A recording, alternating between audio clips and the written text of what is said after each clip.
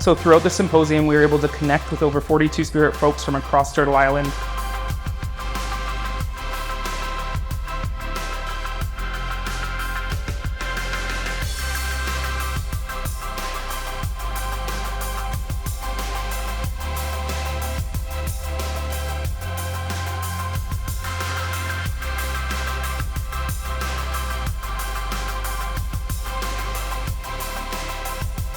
Gathering is how we amplify the space for each other.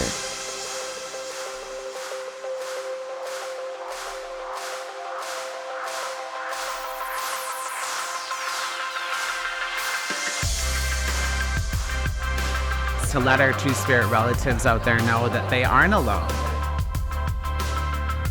Gathering is healing. Hello, everyone. Welcome to the Two-Spirit Celebration and Awareness Day. Let's hear some noise right now. The province of BC has given us a proclamation to mark Two-Spirit Day for March 20th. It's coming at a time during a resurgence and the reclamation of Two-Spirit people. We're here today to recognize and acknowledge the trailblazers that have come before us, to also acknowledge the work that's happening now. It's our responsibility to not only be a part of that Indigenous resurgence, but to reclaim the traditional roles of Two-Spirit people and continue to lay that foundation for the baby Two-Spirits that are coming up behind us. Elevate them and increase the visibility, of our reclamation. Being connected and being in this space is really special. It's just going to continue to grow because we're going to get the word out and we're going to see each other thriving. Two-Spirit folks are as old as time. Pre-contact, there was an understanding there was potentially 8 gender identities within the Navajo worldview. That probably existed in Canada, but the exposure to Euro-Christians has been very intense. When the term Two-Spirit was made, before that gathering even happened in Winnipeg, and the ceremonies that led up to it, the pipe ceremonies, the sweats, they were being thought of.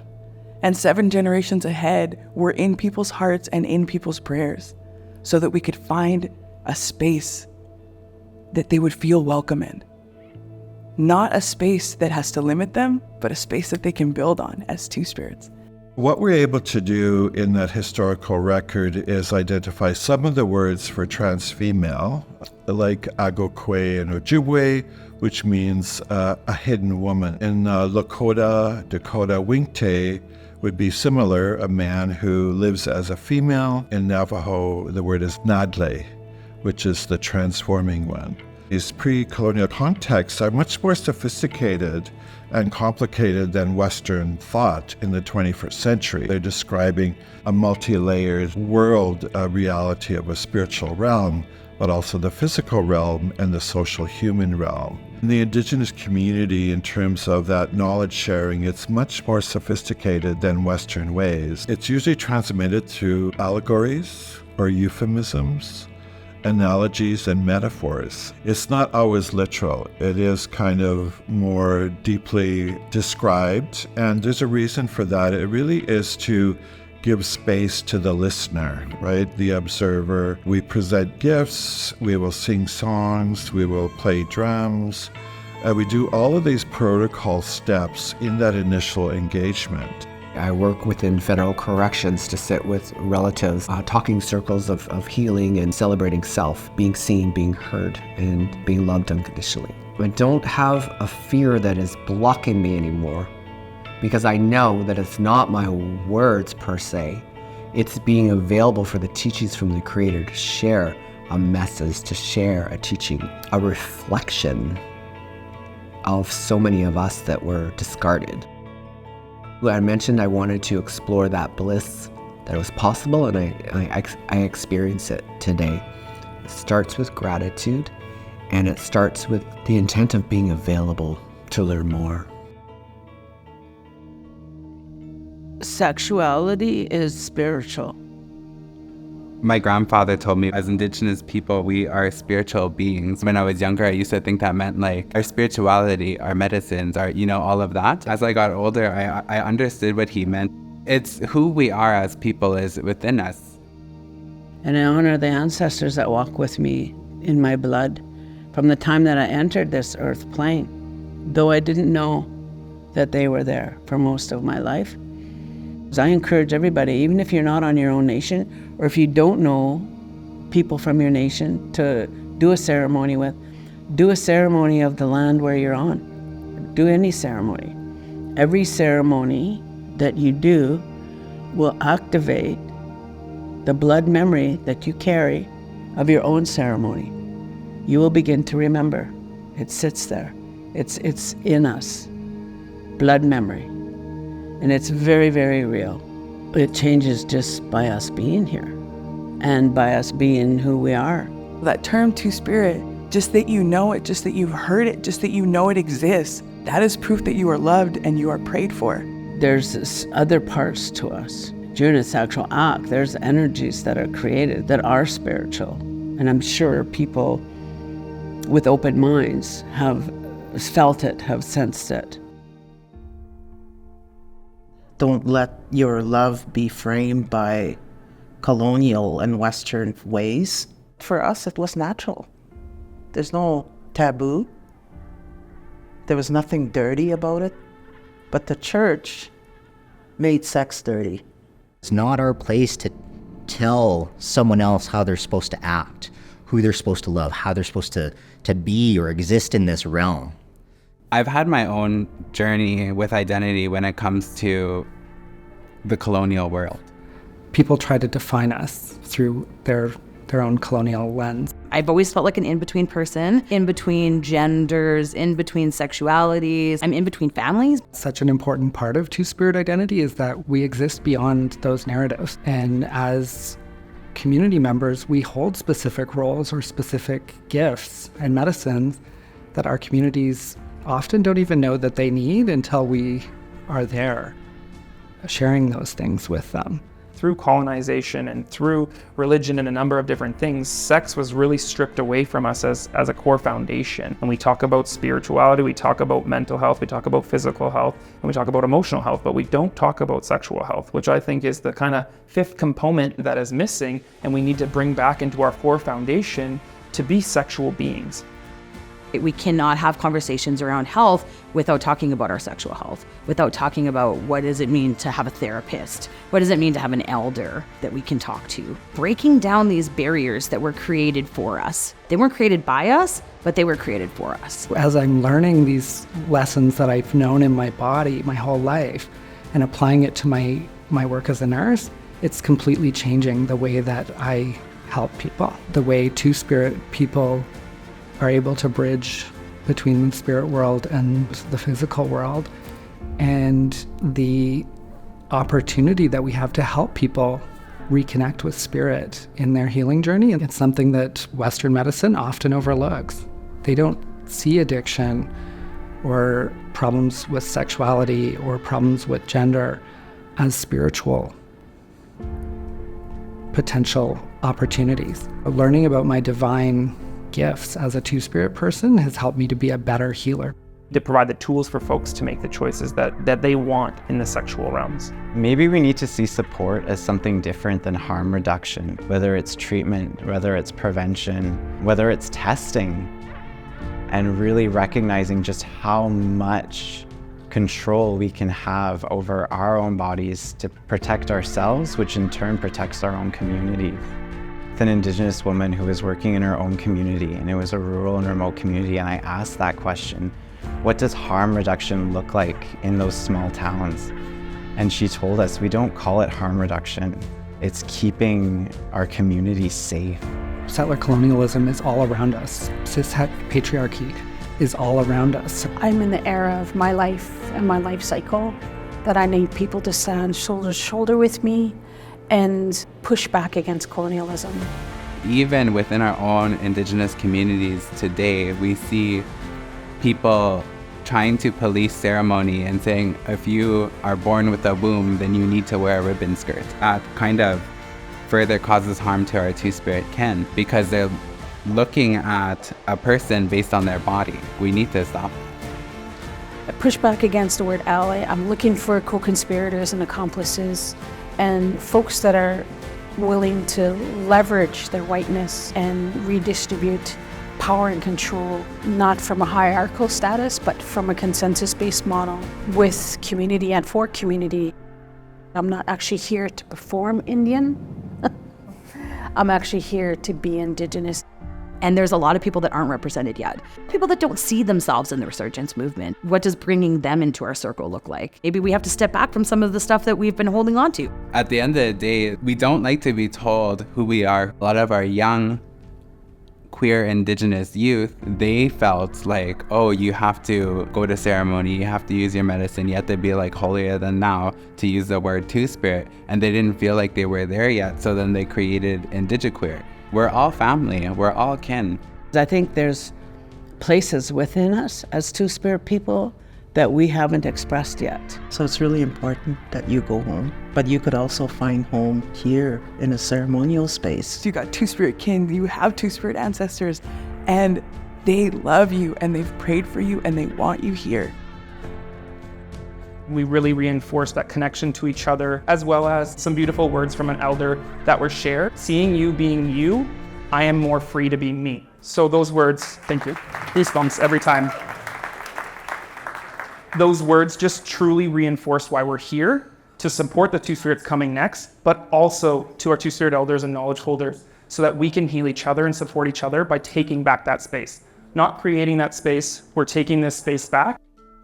I didn't quite fit into the Western notions of queer. Little boy growing up in the 90s, what does being a gay man look like? Our only representation on TV was like, of, you know, the bitchy sidekick, the little twink. Our beautiful queen here, Geordie Ironstar, with their beautiful Two-Spirit jacket. That resurgence, coming back in.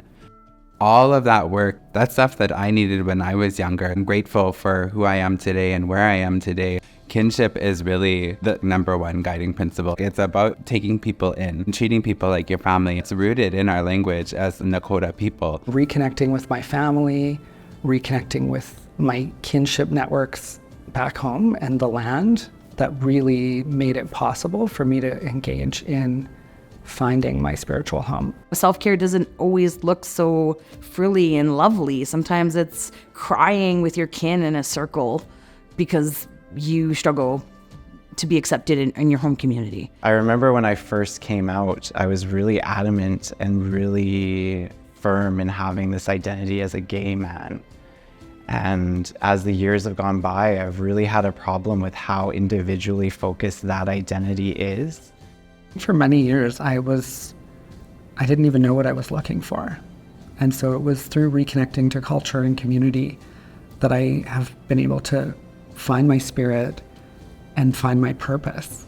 I met a Métis elder who told me about the concept of Two-Spirit people, that they were a pride of the community. It was the first time I felt how healing culture could be. And it allowed me to connect back deeper to my Métis heritage, but also to my Indigenous relatives, and led me to the path to where I am today.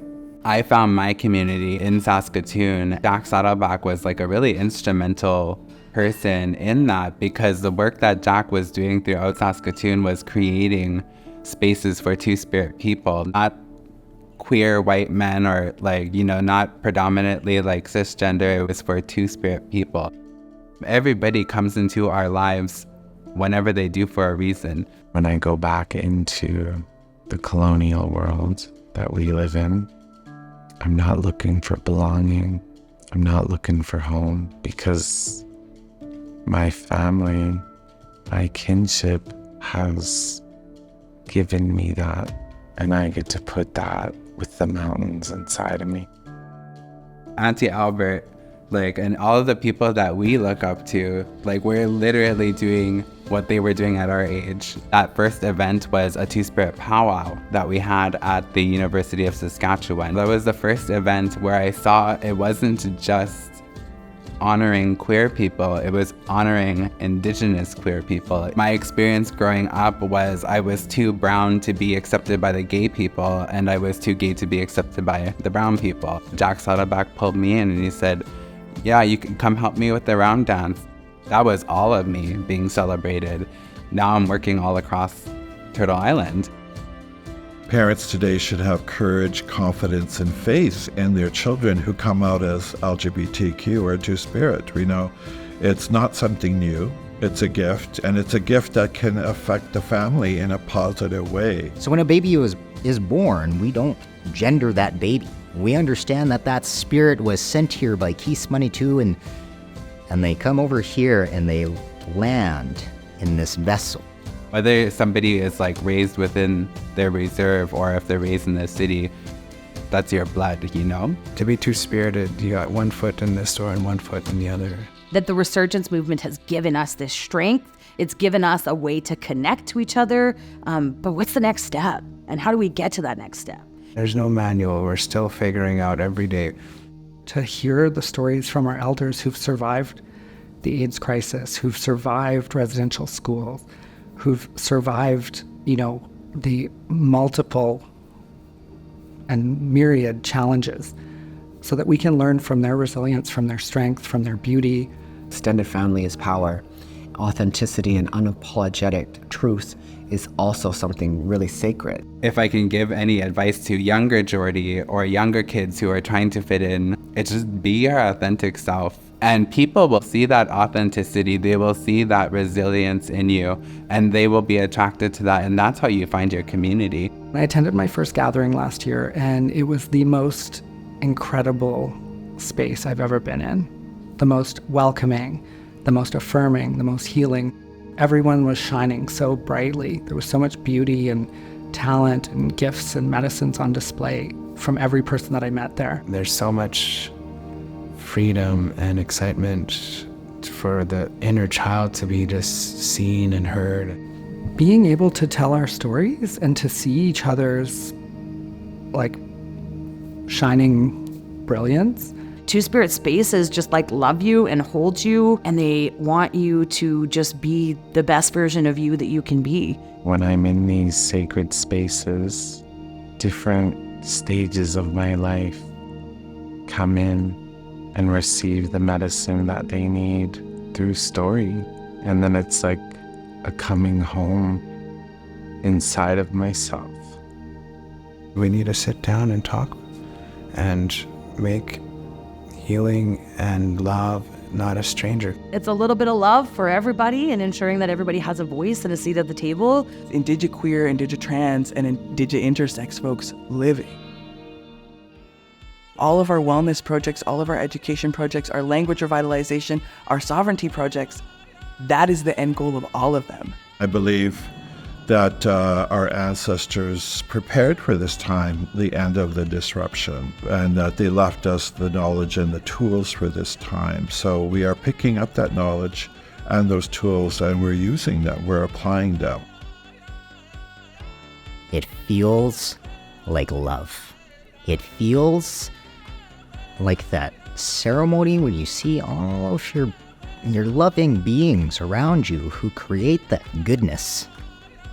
That is the magic. That is that Sagihito Muskegee.